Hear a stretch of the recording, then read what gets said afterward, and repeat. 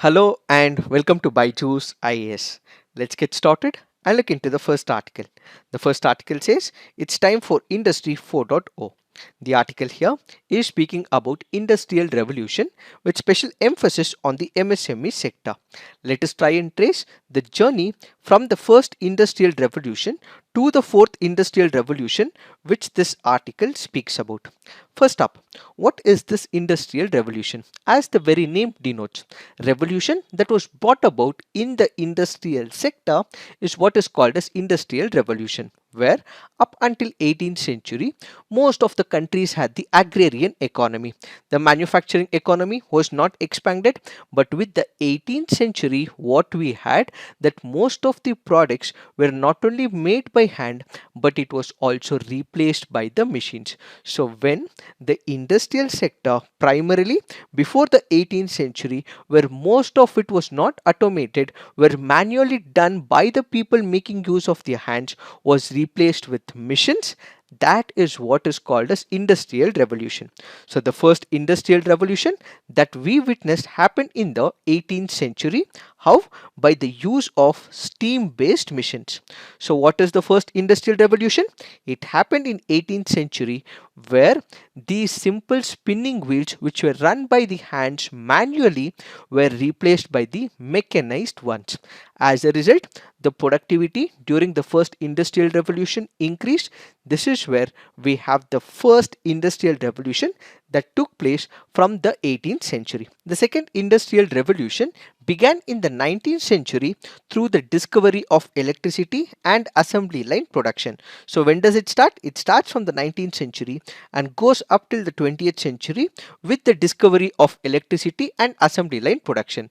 One such example that we can look at is the example of Ford automobiles, where there were drastic changes that were introduced in the Ford model, and as a result what we see is mass production of the automobile sector. So this is the second industrial revolution. Followed by this we have the third industrial revolution. This is where partial automation comes into picture in the later half of the 20th century. Why? Because we have more introduction of the computer and we have what is called as internet based knowledge. So the third industrial revolution is where the computer takes the prominence. You have the internet penetration that comes into picture. There is partial automation that increases the entire production without much of the human assistance, and as a result what we see is the third industrial revolution. Currently what we are witnessing in the present situation is the fourth industrial revolution. So what is the fourth industrial revolution? An advancement to the third industrial revolution is the fourth industrial revolution. In the third industrial revolution we had the data that was being used, internet was being used, but this is way advanced where the manufacturing process makes use of data, information technology and internet. So making use of artificial intelligence, information technology and building up the manufacturing sector. For example, making use of the robots, making use of the network connections, making use of all the data that is available so that we can run the manufacturing process is what is called as fourth industrial revolution. One of the examples of the fourth industrial revolution is the Tesla automatic cars that we have. We have the automatic cars without the drivers that are being run. These are some of the examples where data is being used for creating new manufacturing setup as well as entities. So basically making use of internet penetration along with data, infusing it into the manufacturing process is what is called as the fourth industrial revolution. So when it comes to the fourth industrial revolution, the term was given by the German government back in the year 2011. Different countries have different names for the fourth industrial revolution. Let's take for example United States. It calls it as smart manufacturing. China calls it as made in China 2025 project. India refers to it as make in India or digital India. So what exactly happens? Making use of the information data for the manufacturing process is what is called as the fourth industrial revolution. Now this article primarily speaks about two important things. We have spoken about the industrial revolution. The other part that this article speaks about is introducing adapting the concepts of the industrial revolution to the MSME sector, which happens to be micro, small, and medium enterprises. As of now, when you look into this sector, they are skeptical, they are apprehensive, they are filled with phobia and fear. Why? Because the minute this fourth industrial revolution is introduced into the MSME sector, they fear that there would be large scale cut of jobs as well. They also fear that your profit margin might also reduce as well. So they are in an apprehension. So this article says such things will have to be rooted out. So any technology introduction for that matter will have some disadvantages, but we have to prospectively view it and take the advantages and introduce the same into the MSME sector, says this article. If we have to look into the statistics, MSMEs form more than 95% of the industries in India. They produce more than 45% of the total manufacturing output, and they employ more than 40% of the workforce.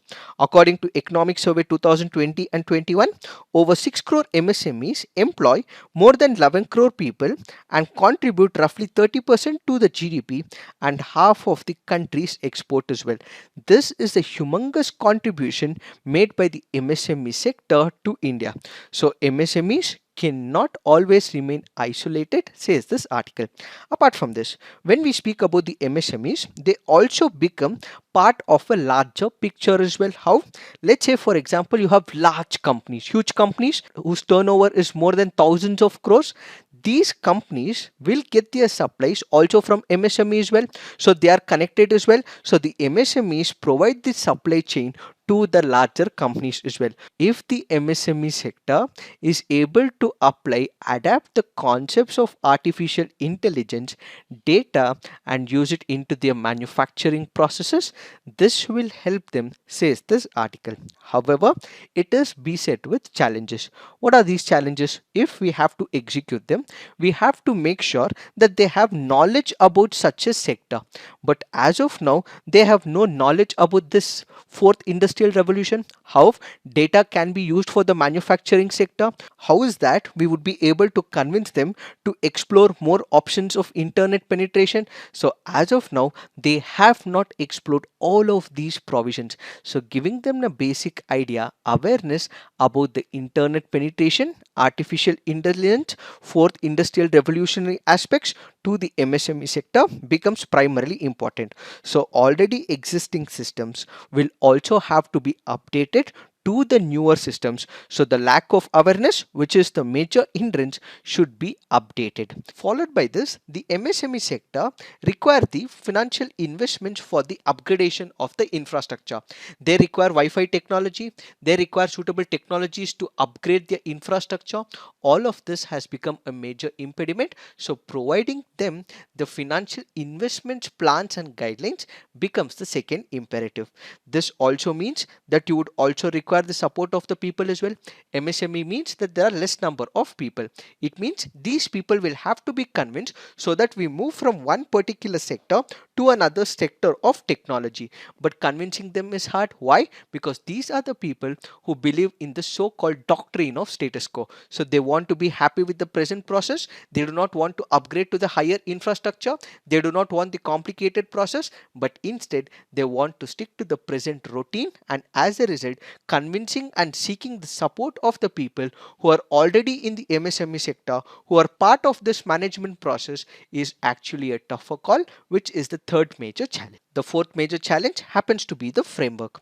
Whenever there is a transition that is happening from one process to another process, what we require is a standard operating procedure.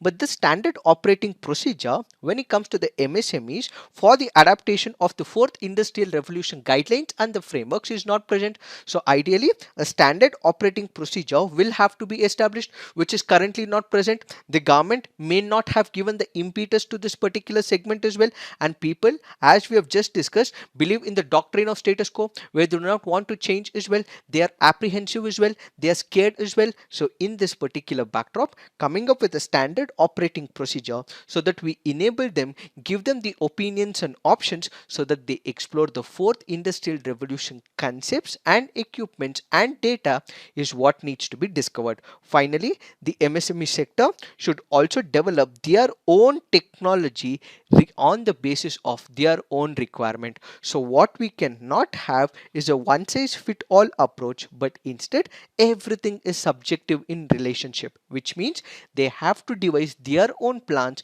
their own technologies, so that it is adaptable for their successful efficient program. So the point that we have to remember is that as of now we have all these challenges for the implementation in the MSME sector, but if they are able to address it and make sure that there is timely delivery and flexibility of data for the adaptation into the manufacturing process, what we will have is a world-class quality establishment in the form of MSME. So basically, going forward, we have to embrace the Industry 4.0 technologies without any hesitation, and at the same time, the Government of India, the higher education sector, the practitioners, the entrepreneurs, the industrial associations, trade unions, venture capitalists, all will have to come together and speed up this whole process of implementing Industrial 4.0 revolution in the MSME sector.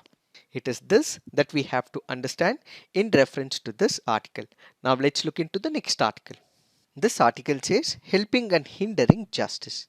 Let us try and understand what is the viewpoint of the author. The government of India decided for providing vaccination to the people, it has to come up with one of the applications. What is it? It happens to be the COVID application. What would happen in case people want to get vaccinated prior to what is in the present situation? People had to get their names registered. They had to give their Aadhaar details. They also will have to give in the COVID application and fix an appointment in the nearby facilities. So what happens? The government had the data. The government knew who was actually vaccinated, how many doses were given to the people, and ultimately the government had all the data that was required for the effective implementation of the vaccination policy. But then came a major problem. This happens to be a digital tool which requires a smartphone, a digital tool which also requires the digital penetration as well as the internet penetration.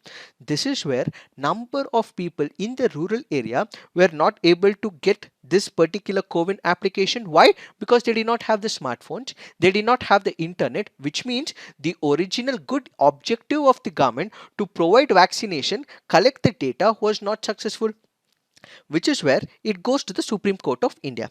The Supreme Court of India looks into it and says, you, the central government of India, have come up with a very good initiative, but this is not going to be a successful one. Why? Because people in the rural India do not have access to the smartphones, they do not have access to the internet. So how will they update their other data on the smart applications, and how will you collect data? Was the question put forward by the Supreme Court of India to the central government. That is when the central government realized, in spite of the advantages of the application, the objective to vaccinate people may not be successful. As a result, they come up and make sure that this becomes a voluntary scheme and a program and not mandatory as originally envisaged. Now the author draws a parallel between the COVID application developed by the government of India and the technological updations made by the Supreme Court as well as the judiciary in India during the COVID-19. The minute we had the COVID-19, what we had was a shifting of the offline premises to the online application. So most of these petitions were filed by the e-filing process in the judicial system. We also had the artificial intelligence enabled referencing as well. So what was happening on an offline campus where physically everything was happening is now shifted to the online application process. This means that it also has number of advantages. What are the advantages? One, we did not wait for the offline resumings of the judicial delivery, which means since we were conducting the online process, there meant that all the online petitions were taken up by the Supreme Court of India and justice delivery was also given on some of the important petitions. Followed by this, we know from the basic rule that justice delayed is justice denied. Had the Supreme Court waited for the complete disappearance of the the COVID-19, number of cases would have been filed, and as a result, pendency in the Supreme Court and in the Indian judicial system would have also increased, and at the same time, justice delayed is justice denied. So pendency and number of cases would have also increased as well. So when it comes to the Supreme Court of India, yes, adaptation of the technology during the COVID-19, yes, it did serve the purpose as well. But this did not serve the purpose entirely. How? That is because if people have to file a case in the Supreme Court of India, or let's say in any of the lower judiciary or in the High Court, what they require is the digital access. Some of the advocates in the semi-urban and in the rural districts do not know about it. How will they sustain their livelihood? How will they provide justice to their clients? This is where the major problem is. Since we have not increased the digital access to the digital infrastructure, we have not updated these advocates how to e-file these petitions. There are a number of advocates and their clients who are still not able to get the justice from the Indian justice delivery system. Now I have a simple question to you. What is the difference between an advocate and a lawyer? Are both the terms same? If it is not, what is the difference? Please put it on the comment section. Apart from this, the article further goes on to say that open court is the cardinal principle when it comes to the delivery of justice in India. But with online portals, what you require is access. Because there is no digital penetration, because they do not have access to the internet, how will they be able to view the proceedings of the court? Yes, the Supreme Court of India might have gone to the online portal. Yes, the Supreme Court of India might have given access to it, but in spite of it, when internet is not provided, smartphone is not there with the people, how will disposal of justice happen? So these are the major impediments when it comes to the Supreme Court as well as the justice delivery in India. So what is the author trying to correlate? On one side, the CoWIN application is a very good application, but the original objective was to provide vaccination to the people. But since the rural people were not able to update it on the CoWIN application, the Supreme Court asked the government to not make it a mandatory one. Similarly, since the online portals for e-filing or for filing a case is not working, what should the government do? What should the Supreme Court do? The government and the Supreme Court of India should expedite the process so that this will become a fruitful exercise, says the author. So going by the logic, there are a number of impediments that we see in the judicial system.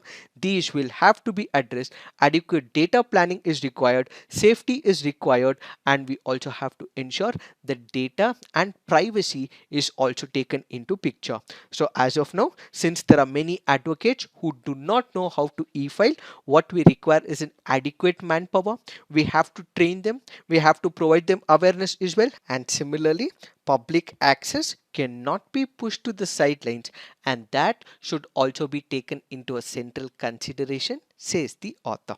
It is this that we have to understand in reference to this article. Now let's look into the next article. This article says a Taliban outreach that needs correction. We have discussed about the Afghanistan issue and the Taliban issue for quite a long time. But this article here is speaking about the impact of Taliban, the crisis in Afghanistan on multiple regional countries. Let's take the example of Iran in the first case. What happens because of this crisis unfolding in Afghanistan? Iran's top concerns include first the migrants. Iran happens to be one of the neighboring countries bordering with Afghanistan. As a result, there will be migrants and refugees who will be moving from Afghanistan to Iran. So as a result, Iran may face large scale migrants, and it may have to give importance to safeguarding the rights of the refugees. The second major problem for Iran is in reference to the narcotics. There are opium growing regions in Afghanistan, and one of the principal areas where it is grown is also captured by Taliban as well, and they start exporting the opium as well as the drugs to the neighboring countries as well. This has to be stopped, but Taliban gets a lot of money from exporting these narcotics, and it continues to haunt Iran, is the second major problem. The third major problem for Iran is in reference to trade. What happens as of now? We have the control of Taliban in Afghanistan. We also know this is an extremist organization, a fundamentalist organization which believes in extreme principles of religion. When it comes to Iran, it follows Shia Islam. When it comes to Taliban, they follow the Sunni form of Islam. As a result, they do not respect the views of the minority Muslims, which means Iran will also have to ensure that Afghanistan's Shia minority are also safeguarded. How? We have Hazaras, who are mostly Shiite Muslims. They are the third largest ethnic group in the Sunni Afghanistan.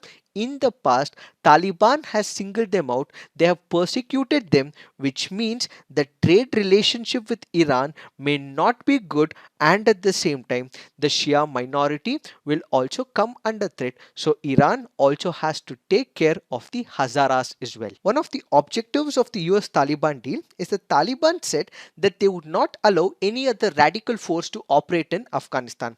So what is happening here? Because there is Taliban right now, there is Islamic State which is also planning to operate in Afghanistan.